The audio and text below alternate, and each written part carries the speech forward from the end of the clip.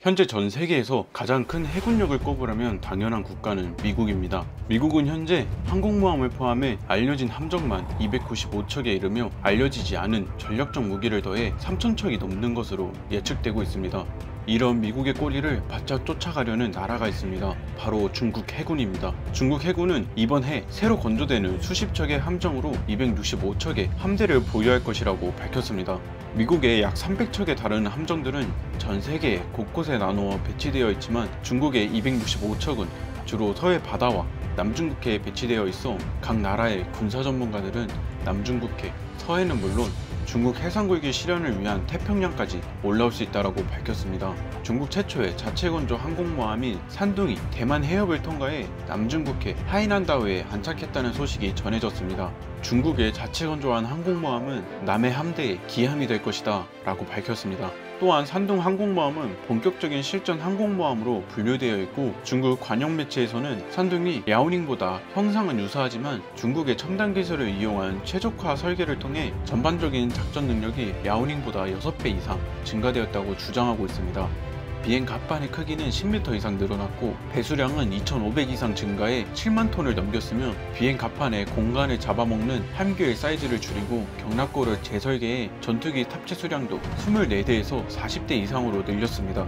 또한 방공 구축 카메라 설치되는 신형 위상 배열 레이더와 중거리 함대공 미사일도 설치돼 어지간한 구축함의 수준의 방공 능력도 갖추었고 이 정도면 미국의 제널드 R 포드급 항공모함을 제외하면 세계 정상급 자체 방어 능력을 갖추었다고 자랑하였습니다. 이러한 능력을 과시라도 하듯 중국은 아직 취역도 하지 않은 산둥에 몇 대의 전투기와 헬기를 돌려 분쟁 수역인 남중국해로 출항을 시켰고 남중국해를 지날 때마다 대만 해협과 홍콩 인근을 지나며 무력시 메시지를 던지는 것도 잊지 않았습니다. 미국과 유럽의 주요 언론인들은 산둥의 남중국해 배치 소식을 전하며 중국이 남중국해에서의 군사적 긴장을 높이고 있다는 우려의 목소리를 냈지만 정작 중국과 해양 분쟁을 벌이고 있는 주변 국가들은 항공모함이 가장 가까이 왔음에도 불구하고 별다른 우려나 반발을 보이지 않고 있습니다. 그렇다면 이 국가들은 중국 항공모함의 위세에 눌려 아무런 목소리도 내지 못하고 있던 걸까요? 결과부터 말하자면 아닙니다.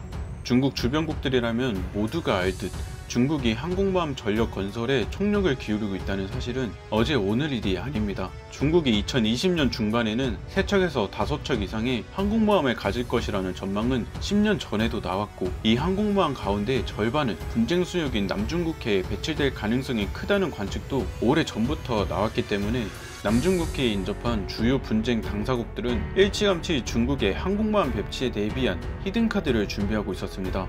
그중 완벽에 가깝게 준비를 마친 것은 미국, 일본, 한국도 아닌 바로 베트남입니다. 베트남은 산둥 항공모함의 진수에 맞춰 러시아로부터 6척의 636 잠수함을 도입해 전력화를 마쳤고 이 잠수함은 3,100톤급으로 최대 45일간 수중에서 작전을 수행할 수 있으며 초음속 잠대함 미사일인 3M542 클럽을 운용할 수 있습니다.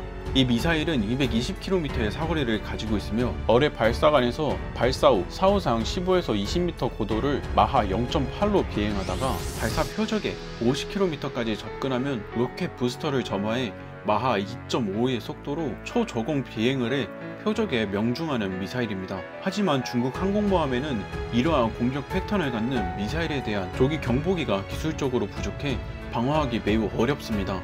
베트남은 킬러급 잠수함을 도입하면서 잠대지 순항미사일인 칼리브르 순항미사일도 도입하여 중국의 무력 도발을 대비해 베트남은 이 미사일을 이용해 하이난다오 일대에 중국 해군기지에 선제 타격을 가할 수 있다라고 전해왔습니다. 또한 베트남은 중국 항공모함을 단 한 방으로 날려버릴 수 있는 전력을 공개하였습니다. 바로 브라모스 초음속 대함 미사일을 가지게 되었습니다.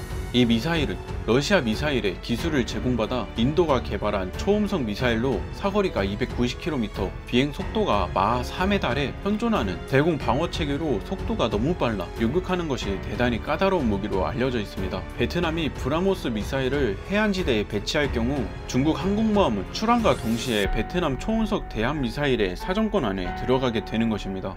베트남 군사 관계자는 중국이 현재 보유하고 있는 항공모함에 이 기술을 방어할 수 있는 조기 경보기가 없고 공군용 조기 경보기와 수상 함정 간의 실시간 데이터 링크와 협동 교전이 되지 않는 중국 항모전단의 방공망은 적어도와 마하 3의 속도로 날아오는 브라모스를 방어하는 것이 대단히 어려울 것이라고 전해왔습니다. 또한 중국에 있어 큰 골칫거리는 이러한 초음속 미사일이 남중국해 일대 분쟁 국가들에게 급속도로 확산된 조짐이 보이고 있습니다. 인도네시아는 이미 러시아제 야온투 초음속 대함 미사일을 구매해 운용 중이며 인도와 브라모스 미사일 도입 문제를 놓고 협상 중에 있다고 밝혔습니다.